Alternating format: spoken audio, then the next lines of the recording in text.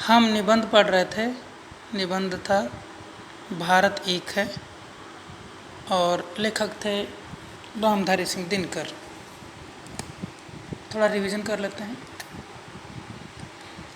अब से पहले हमने पढ़ा कि भारत के मुख्य रूप से 3 प्राकृतिक भाग हैं।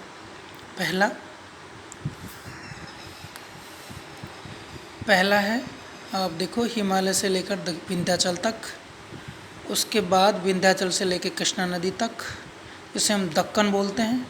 इसके बाद कृष्णा नदी से लेकर कुमारी अंतरीप यानी कन्याकुमारी तक।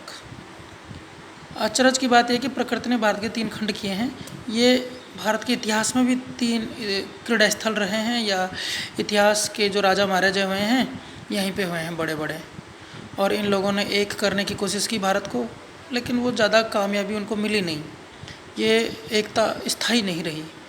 वो चाहे सम्राट अशोक हों, चाहे गुप्त साम्राज्य हो, चाहे अकबर हो, या फिर मुग़ल हों, उत्तर मुग़ल हों, औरंगजेब हो, इन लोगों को सफलता मिली नहीं। भारत ज़्यादा दिनों तक एक रहा नहीं, और इसका कारण था संचार के साधनों का अभाव और प्राकृतिक बाधाएं, बड़ी बड़ी नदियाँ और बड़े बड़े पहाड़। तो लेखक ने इन्हीं चीज़ों की वजह से बताया कि भारत प्राकृतिक रूप से एक नहीं था, तो यहाँ पे फिर वो राजनीतिक एकता भी स्थापित नहीं हो पाई। आगे देखो, लेखक सबसे ऊपर की लाइन देखो, भारत के प्राकृतिक ढांचे में ही कोई ऐसी बात थी जो सारे देश को एक रहने देने के खिलाफ पड़ती थी। यही कारण था कि जब कोई भी बलवान और दूरदर्शी राजा इस काम में लगा, थोड़ी सी सफलता मिली, लेकिन कमज़ोर राजाओं के आते ही भारत की एकता फिर से टूट गई। फिर अगले पैराग्राफ में बताया कि भारत में इतना फूट, इतनी वैर क्यों था। तो बताया है कि यहाँ पे क्षेत्रीयता हावी थी, अलग अलग भाषाएं थी, और नदियों ने और पहाड़ों ने एक दूसरे को काट दिया था, एक दूसरे क्षेत्रों को काट दिया था। में रूप, रंग, भाषा, बोलचाल, खान पान, पहनावे की और प्रकृति की बाधाएं थी, और जलवायु भी अलग अलग थी। तो लोगों में क्षेत्रीयता की भावना ज़्यादा पनप गई, एकता की भावना नहीं आई। फिर हमने पढ़ा आगे कि जैसा जलवायु होता है, लोग भी वैसे ही होते हैं। जैसे पहाड़ों के रहने वाले लोग आज़ाद किस्म के होते हैं, ज़्यादा मेहनती होते हैं। जैसे राजस्थान के राजपूत जो पहाड़ों में, रेगिस्तानों में रहते थे, वो जुझारू थे, और मराठा जो पहाड़ों में रहते थे ज़्यादा जुझारू थे। और जो नदियों के और पठारों के एरिया के रहने वाले लोग हैं, किसान होते हैं। किसान तबीयत के होते हैं, क्योंकि आसानी से खाने को मिल जाता है, ज़्यादा मेहनत करनी नहीं पड़ती। ज़मीन में उर्वर अच्छी होती है तो पैदावार अच्छी हो जाती है। नदियों की घाटियों में फसल पैदा करना आसान होता है, तो संघर्ष भी कम है। फिर आगे लिखा है कि जलवायु और क्षेत्र के अनुसार लोगों का पहनावा होता है, खान पान होता है। जैसे कश्मीर का आदमी अगर जूता पहनता है तो क्योंकि वहाँ सर्दी पड़ती है, और वहीं अगर दक्षिण भारत का आदमी चप्पल में भी काम चला सकता है। और अगर हम कह दें कि चप्पल को सारे भारतवासी ही चप्पल ही पहनेंगे, तो ये पॉसिबल नहीं है, क्योंकि कश्मीर का आदमी तो मर जाएगा। ठीक वैसे ही पंजाबी मक्का की रोटी और उड़द की दाल आसानी से खा लेगा, और रोटी और दाल आसानी से खा लेगा, जबकि ये बिहारी और बंगाली लोग रोटी खा नहीं पाएंगे, क्योंकि उनको चावल चाहिए। तो ये खान पान का भी विविधता है।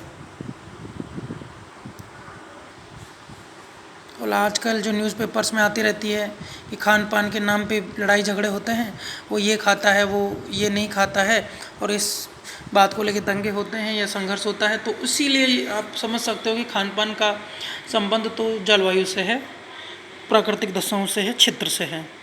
तो अलग अलग क्षेत्रों में लोग अलग अलग खान पान और पहनावा है, रीति रिवाज है, तो ये अच्छी बात है।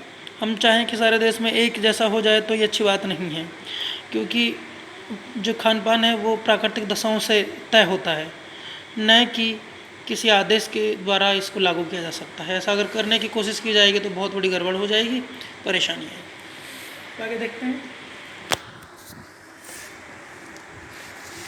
हाँ,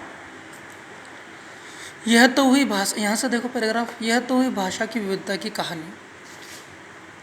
क्योंकि भारत की जो एकता है उसमें भाषाएं बहुत बड़ा रोल अदा करती है। क्षेत्रीयता इस भाषा के कारण ही पनपती है। जो अंडरलाइन कर रखा है उसको देखो। प्राकृतिक बाधाएं अब खत्म हो गई हैं। यही कारण है कि आज हमारी एकता इतनी विशाल हो गई है, जितनी विशाल वह रामायण, महाभारत और मौर्य और मुगल के ज़माने में कभी नहीं हुई। अब भी जो क्षेत्रीय जोश या प्रांतीय मोह बाकी है वो धीरे धीरे कम हो जाएगा, क्योंकि इस जोश को पालने वाली प्राकृतिक बाधाएं अब शेष नहीं हैं। मगर भाषा भेद की समस्या ज़रा कठिन है और उसका हल तभी निकलेगा जब हिंदी क्षेत्र में अहिंदी भाषाओं का तथा अहिंदी भाषी क्षेत्रों में हिंदी भाषा का अच्छा प्रसार हो जाए। सौभाग्य की बात है कि इस दिशा में काम शुरू तो हो गए हैं और कुछ समय बीतते बीतते इस बाधा पर विजय प्राप्त कर लेंगे, जब सारे भारत की भाषा हिंदी हो जाएगी या कोई एक हो जाएगी। क्योंकि भाषा क्षेत्रीयता बहुत ज़्यादा बढ़ाती है। यहाँ से देखो इसको दोबारा,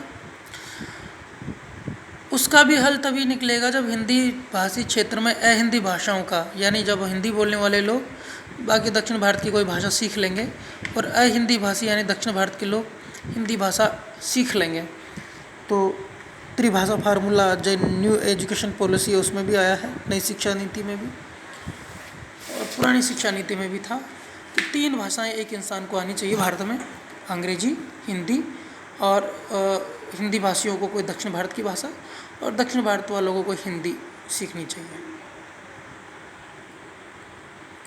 यह तो हुई भाषा की विविधता की कहानी। अब ज़रा देखने की कोशिश करनी चाहिए कि इस विविधता के भीतर हमारी एकता कहाँ छिपी है। विविधता तो बता दी हमने, भाषा की विविधता हो गई, क्षेत्र की हो गई, प्रकृति की हो गई, खान पान पहनावे की हो गई, लेकिन क्या एकता भी है क्या? हाँ, तो देखते हैं। सबसे विचित्र बात तो यह है कि यद्यपि हम अनेक भाषाएं बोलते हैं, जिनमें 14 भाषाएं तो ऐसी हैं जिन्हें भारत सरकार ने स्वीकृति दे रखी है। ये भाषाएं हैं हिंदी, उर्दू, बांग्ला, मराठी, गुजराती, तमिल, तेलुगु। अब 14 की जगह हो गई है 22। लेखक ने 14 लिखा ना, आजकल इसमें 22 भाषाएं हैं। किंतु भिन्न भिन्न भाषाओं के भीतर बहने वाली हमारी भावधारा एक है तथा हम प्राय एक ही तरह के विचारों और कथा वस्तुओं को लेकर अपनी अपनी बोली में साहित्य रचना करते हैं। साहित्य सबका एक है, सोच एक है। रामायण और महाभारत से लेकर भारत की प्राय सभी भाषाओं के बीच अद्भुत एकता मिलेगी, क्योंकि ये दोनों काव्य सबके उपजीव्य रहे हैं। रामायण और महाभारत हर भाषा में मिल जाएगी। इसके सिवा संस्कृत और प्राकृत में भारत का जो साहित्य लिखा गया, उसका प्रभाव भी हमारी भाषाओं की जड़ में काम कर रहा है। विचारों की एकता जाति की सबसे बड़ी एकता होती है। अतएव भारतीय जनता की एकता के असली आधार भारतीय दर्शन और साहित्य हैं, जो अनेक भाषाओं में लिखे जाने पर भी अंत में जाकर एक ही साबित होते हैं। हमारे धर्म दर्शन की जो ग्रंथ हैं, रामायण और महाभारत हैं, वो सारे भारत में फैले हैं और ये सब भारत को एक करते हैं, एकता दिलाते हैं।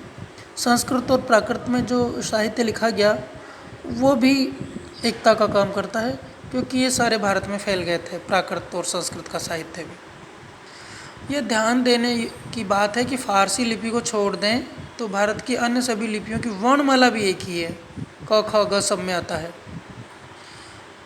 और ये क ख ग पंजाबी देखो, चाहे आप मराठी देखो, चाहे आप हिंदी देखो, गुजराती देखो, बिहारी भोजपुरी देखो, सब में आता है। यद्यपि बंगाली में भी आता है, यद्यपि वह अलग अलग लिपियों में लिखी जाती है। जैसे हम हिंदी में क ख ग आदि अक्षर पढ़ते हैं, वैसे ही ये भारत के अन्य लिपियों में भी पढ़े जाते हैं, यद्यपि उनके लिखने का ढंग और है।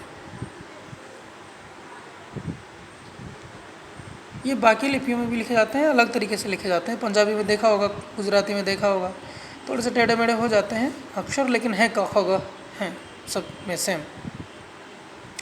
तो लेखक ने बताया कि विविधता पढ़ ली हमने, कई तरह की विविधताएं हैं, तो एकता बताई कि हमारी सोच एक है। रामायण और महाभारत की वजह से हमारा जो विषय वस्तु है, कहानियों की, काव्य की, उसमें समानता है। हमारी वर्णमाला में समानता है, हमारे साहित्य में समानता है, और ये समानता जोड़ती है, ये समानता एक करती है। हमारी भाषाओं के भीतर बहने वाली विचार दृष्टि एक है, और कथा वस्तुओं को लेकर उनकी जो बोली है, उसका जो साहित्य है, उसमें अधिकतर कहानियाँ रामायण और महाभारत से ली गई है। तो एक सोच, एक विचार होना लाजमी है। अब आगे देखते हैं। हमारी एकता का दूसरा प्रमाण यह है कि उत्तर या दक्षिण चाहे जहाँ भी चले जाइए, आपको जगह जगह पर एक ही संस्कृति के मंदिर दिखाई देंगे। बनावट अलग हो सकती है, एक ही तरह के आदमियों से मुलाकात होगी, चंदन लगाते हैं, स्नान पूजा करते हैं, तीर्थ व्रत में विश्वास करते हैं, जो नई रोशनी को अपना लेने के कारण इन बातों को कुछ शंका की दृष्टि से देखते हैं। ये हो सकता है कि कुछ लोगों को आधुनिकता आ गई हो, जो इनको शंका जरूर करते हो कि तीर्थ पूजा स्नान चंदन से कुछ होता है कि नहीं होता है, लेकिन करते ज़रूर है। उत्तर भारत के लोगों का जो स्वभाव है, जीवन को देखने की जो दृष्टि है, वही स्वभाव, वही दृष्टि दक्षिण वालों की भी है। भाषा की दीवार के टूटते ही उत्तर और दक्षिण भारतीय के बीच कोई भी भेद नहीं रह जाता। वे आपस में एक दूसरे के बहुत करीब आ जाते हैं। असल में भाषा की दीवार के आर पार बैठे हुए वे एक ही हैं। वे एक ही धर्म के अनुयायी, एक ही संस्कृति की विरासत के भागीदार हैं। उन्होंने देश की आज़ादी के लिए एक और लड़ाई लड़ी और आज उनकी पार्लियामेंट और शासन विधान भी एक है। एकता कैसे हो गई? धर्म के नाम पे एकता है, पूजा पाठ और बाहरी रीति रिवाज के नाम पे एकता है, विचार सोच की एकता है। उनकी एक संसद है, उन्होंने देश की लड़ाई की, आज़ादी की लड़ाई में एकजुट होकर के योगदान दिया है। तो ये देश की एकता है। अब नेक्स्ट क्लास में पढ़ेंगे। धन्यवाद।